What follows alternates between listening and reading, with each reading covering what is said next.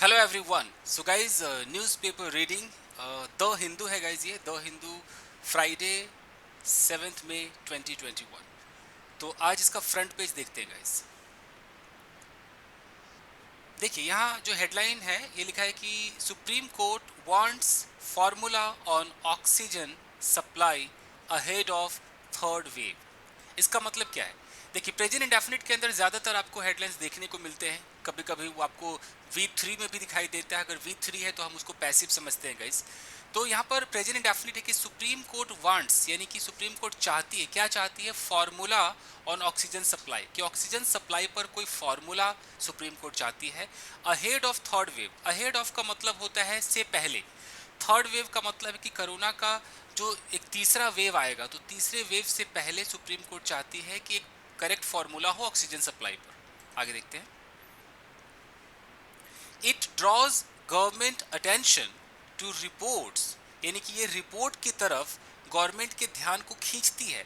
It का मतलब यहाँ सुप्रीम कोर्ट है, ड्रॉ मतलब खींचना होता है, तो इट ड्रॉज गवर्नमेंट अटेंशन, उसके ध्यान को खींचती है टू रिपोर्ट्स, रिपोर्ट्स की तरफ, दैट वो ये है कि चिल्ड्रेन में be affected in next wave.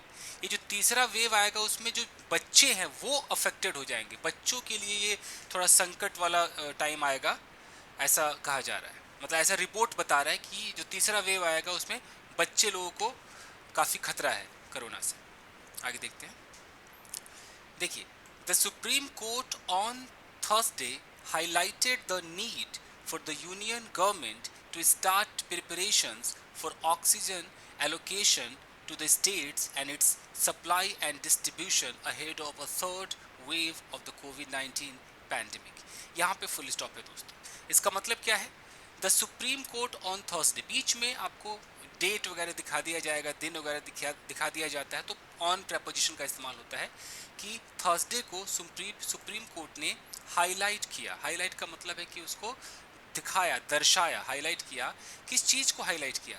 कि द नीड, आवश्यकता को हाईलाइट किया, कि ज़रूरत है। किसके लिए ज़रूरत है? फॉर द यूनियन गवर्नमेंट, सरकार को ज़रूरत है। क्या करने की ज़रूरत है? टू स्टार्ट, यहाँ जो आप टू देख रहे हैं ये प्रपोजिशन नहीं है।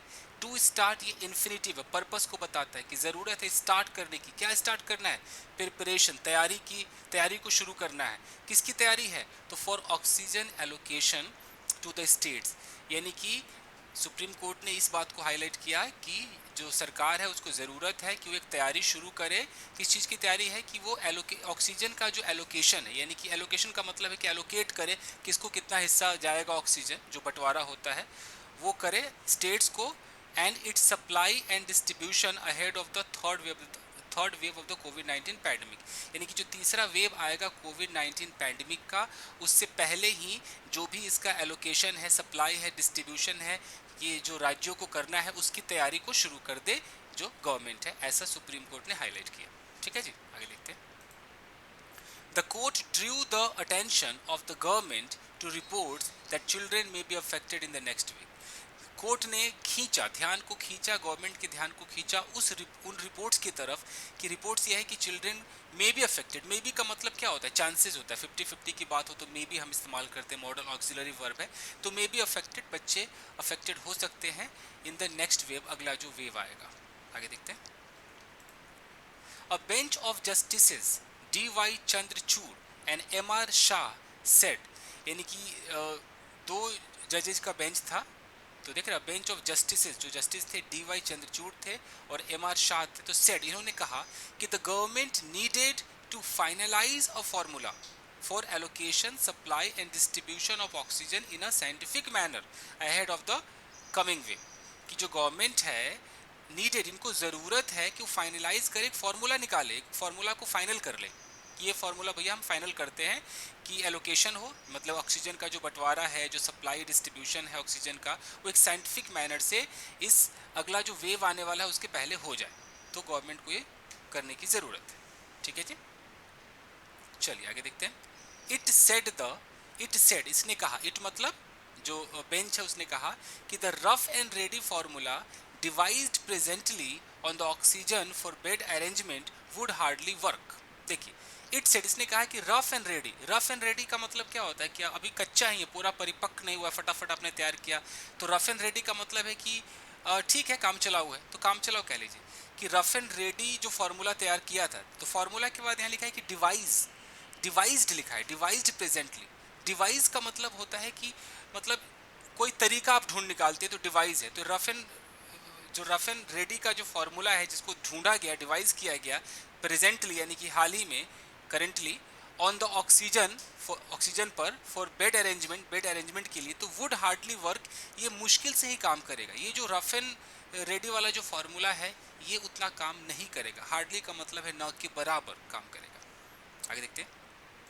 The current formula of allocating oxygen to Delhi, ये जो करेंट फार्मूला है, जो करंट मतलब जो लेटेस्ट जो फार्मूला है of allocating oxygen to Delhi को जो ऑक्सीजन देना है, इसका जो फार्मूला है, for example on the basis of number of ICU, कितने आईसीयू की संख्या उस पर देना है, नॉन आईसीयू बेड्स पर देना है। तो ये जो करंट फार्मूला है ग्रोसली मतलब एक्सट्रीमली बड़े रूप में अंडर एस्टिमेटेड, इसने यही एक आकलन निकाला है नीड फॉर ऑक्सीजन, की ऑक्सीजन की आवश्यकता है। जो करंट फार्मूला है, चाहे वो आईसीयू की संख्या के आधार पर हो, नॉन आईसीयू की संख्या के आधार पर हो, इसका अंदाजा बस इतना ही है कि भैया ऑक्सीजन चाहिए, ऑक्सीजन की जरूरत है। आगे देखते हैं। ऑल्सो, अच्छा ऑल्सो के बाद यहाँ कॉमा लगा है। कई बार ऑल्सो क्या करता है, पूरे सेंटेंस को मॉडिफाई कर देता है। यहाँ पर आप जो ऑल्सो देख रहे हैं, इस ऑल्सो का बिसाइड समझ लीजिए, इन एडिशन टू समझ लीजिए कि ये तो है ही, इसके अतिरिक्त not everyone who went to a hospital required an oxygen, कि हर वो बंदा जो हॉस्पिटल गया, जरूरी नहीं कि सबको ऑक्सीजन चाहिए। And not everyone required ICU, और सबको आईसीयू भी नहीं चाहिए और वेंटिलेटर भी नहीं चाहिए। तो ये बात भी कही गई है। हर एक बंदा जो हॉस्पिटल गया है, ये तो जरूरी नहीं ना कि सबको ऑक्सीजन दे दो, सबको आईसीयू दे दो, जिसको जरूरत होगी उसको दिया जाएगा। देयर आर मेनी, ऐसे बहुत सारे लोग हैं who have been asked to stay at home in quarantine, बहुत सारे लोगों को कहा गया है, आस्क्ड टू स्टे यानी कि ठहरने के लिए कहा गया है, एट होम की घर पे ठहरे और वहीं पर क्वारंटीन हो जाए। Justice Chandrachud said, justice Chandrachud ने बात कही है, picking holes in the formula, कि ये जो भी फार्मूला बनाया था ऑक्सीजन बांटने का, उसमें पिकिंग होल्स का मतलब है कमी निकालना, तो कमी निकालते हुए उन्होंने बात कही है कि भाई जरूरी नहीं है कि सारे लोग हॉस्पिटल जाते हैं, सबको ऑक्सीजन की ज़रूरत है, आईसीयू की ज़रूरत है। कुछ लोग ऐसे भी जिनको कहा गया है कि आप घर पे रहिए, क्वारंटाइन होइए। तो जो फार्मूला इन्होंने तैयार किया है, वो फार्मूला में कोई ना कोई कमी है, उसको कमी निकालते हुए, पिक होल्स का मतलब होता है कमी निकालना। द कोर्ट सेड, कोर्ट ने कहा कि the formula for allocation and distribution of oxygen, कि ये जो फार्मूला है कि हम ऑक्सीजन को एलोकेट करेंगे, कि कितना किसको देना है, जो आवंटन है वो करेंगे, इसका जो डिस्ट्रीब्यूशन होगा, तो ये जो चीज़ है शुड बी मतलब होना चाहिए, शुड बी बेस्ड, वो आधारित मतलब उस पर आधारित होना चाहिए, अमंग अदर थिंग्स, और चीज़ों में एक और चीज़ पर आधारित होना चाहिए, वो है ऑन ऑक्सीजन ऑडिट, कि ऑक्सीजन का आप ऑडिट करो, किसको कितना ऑक्सीजन चाहिए ऑडिट कर लो, उसके बाद आप ऑक्सीजन का आवंटन करो। That is to determine the actual need of oxygen in the state. कहने का मतलब है कि भाई आप लोगों ने फार्मूला बना लिया कि हमें ऑक्सीजन चाहिए, लेकिन कितना किसको ऑक्सीजन चाहिए, किस राज्य को कितना चाहिए, ये तभी होगा ना कि आप एक काम करो कि आप एक ऑक्सीजन ऑडिट करो। तो ये आधारित होना चाहिए ऑक्सीजन ऑडिट के आधार पर, ये सुनिश्चित करने के लिए कि जो एक्चुअल नीड ऑफ ऑक्सीजन है एक राज्य के अंदर वो कितनी है। We need to reassess the basis for oxygen allocation, वो कह रहे हैं कि हमें वो रीअसेस, एक मूल्यांकन करने की ज़रूरत है कि क्या आधार है ऑक्सीजन एलोकेशन का, ऑक्सीजन अगर हम आवंटन करते हैं किस आधार पर, किसको कितना ऑक्सीजन चाहिए। We are in stage 2 of the pandemic, हम इस महामारी के स्टेज 2 पर है, पैंडमिक मतलब महामारी। Stage 3 might have very different parameters, और जो स्टेज 3 होगा, माइट हैव का मतलब है हो सकता है कि, चांस के बारे में बात है, माइट मतलब ना के बराबर, तो might have very different parameters, हो सकता है स्टेज 3 में कुछ और पैरामीटर्स हो, कुछ और बात हो। But if we prepare today, लेकिन अगर आज हम प्रिपेयर हो जाते हैं, we will be able to handle stage 3, हम स्टेज 3 को भी हैंडल करने के काबिल हो जाएंगे। यहाँ जो बिगनर्स आप देख रहे हैं, जैसे एबल टू का इस्तेमाल है, मैं चीज़ें पढ़ा नहीं रहा हूँ क्योंकि ये सब चीज़ें आपको आती हैं, तो मैं अलग से आपको अभी एबल टू वगैरह क्या सिखाऊँ। अगर आप चाहते हैं कि मैं हर एक चीज़ को बार बार सिखाऊं, तो आप मुझे कमेंट कीजिएगा तो बताऊंगा, क्योंकि कई ऐसे कमेंट्स आते हैं कि सर आप सीधा न्यूज़पेपर पढ़ाइए, आप अलग से स्ट्रक्चर सिखाते हो तो काफ़ी मतलब देर हो जाती है, ऐसे भी कमेंट्स आते हैं। एनीवेज आप बता दीजिए। It is about proper allocation of oxygen and working out the modalities, ये जो है ये एक प्रॉपर कितना ऑक्सीजन का आवंटन किया जाए उसके बारे में है, और वर्किंग आउट मोडालिटीज तो तौर तरीके हैं उसकी योजना वर्कआउट करे, उस पर उसकी तैयारी करे, इंक्लूडिंग प्रॉपर डिस्ट्रीब्यूशन की सही से डिस्ट्रीब्यूशन हो सके। कुल मिलाकर के टोटल ऑक्सीजन के ऊपर बात हो रही, किसको कितना बांटा जाए, क्या स्ट्रैटेजी होनी चाहिए। A buffer stock has also to be created, justice Chandrachud pointed out. तो जस्टिस चंद्रचूड़ ने कहा कि एक बफर स्टॉक भी क्रिएट किए जाने की जरूरत है। बफर स्टॉक का मतलब क्या होता है कि पहले से ही ले आकर के एक स्टॉक बना करके रख दो, कि जब लगे कि यार अब कमी पड़ रही है तो यहाँ से निकालना शुरू करो। कैसे अनाज वगैरह का पहले से स्टॉक रख लेते हैं, जब तक चल रहा है, जब खाली होने लगता है तो फिर स्टॉक से बाहर निकालते हैं, तो वो एक बफर स्टॉक कहलाता है। द कोर्ट अंडरलाइन का मतलब होता है कि बिल्कुल उसको हाईलाइट किया, कोर्ट ने ये बात हाईलाइट की कि द इम्पोर्टेंस ऑफ वैक्सीनेशन। अच्छा, underline the importance of vaccination, court ने कहा कि भैया वैक्सीनेशन भी बहुत जरूरी है। Children are going to be affected, बच्चे अब अफेक्ट होने जा रहे हैं।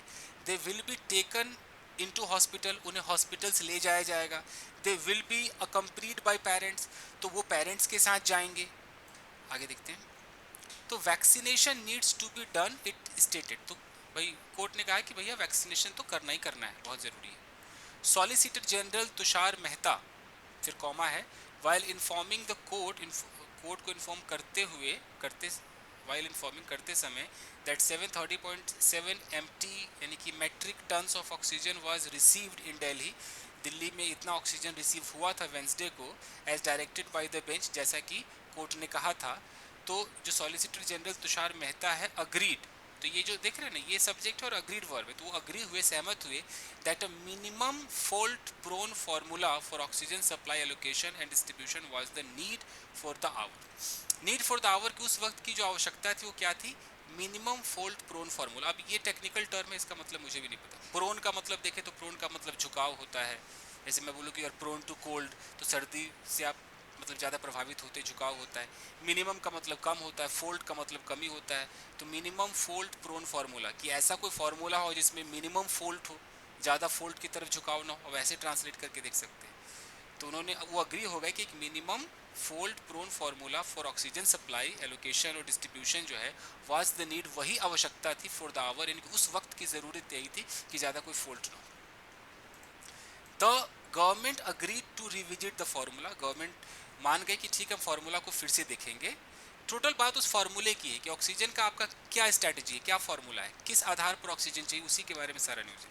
एट वन पॉइंट, एक पॉइंट पे द कोर्ट सजेस्टेड, कोर्ट ने ये बात भी कही, सजेस्टेड इंसेंटिवाइजिंग यंग डॉक्टर्स, कि यंग डॉक्टर्स को आप थोड़ा सा मोटिवेट करो, इंसेंटिवाइज करो, who have completed their courses, जिन्होंने अपने कोर्सेज को कंप्लीट किया है, and young train nurses to augment the fatigued health care professional, और जो यंग और ट्रेन नर्सेज है उनको भी थोड़ा इंसेंटिवाइज करो कि वो ऑगमेंट करे, बढ़ाए फैटिग्ड हेल्थ केयर प्रोफेशनल्स को। और फैटिग्ड का मतलब क्या होता है, फैटिग्ड का मतलब होता है जो थका हुआ, मांदा हुआ, थका मांदा है। हेल्थ केयर प्रोफेशनल को ऑगमेंट करे यानी कि बढ़ाए। क्या कुल मिलाकर के इससे ये पता चल रहा है कि उन लोगों को मोटिवेट करो जो इतना काम कर रहे हैं, उनको मोटिवेट करो। तो यही था फ्रंट पेज गाइस। एक्चुअली किसी व्यूअर ने कहा था कि सर फ्रंट पेज को भी पढ़ाने की कोशिश कीजिए, और कुछ लोग कहते हैं एडिटोरियल पढ़ाई, तो मैं जैसा जो कह रहा है मैं वैसे ही कर रहा हूँ। तो ये फ्रंट पेज बिगनर्स के लिए थोड़ा मुश्किल होगा, लेकिन जो पहले से जानते हैं वो समझ चुके होंगे वैसे।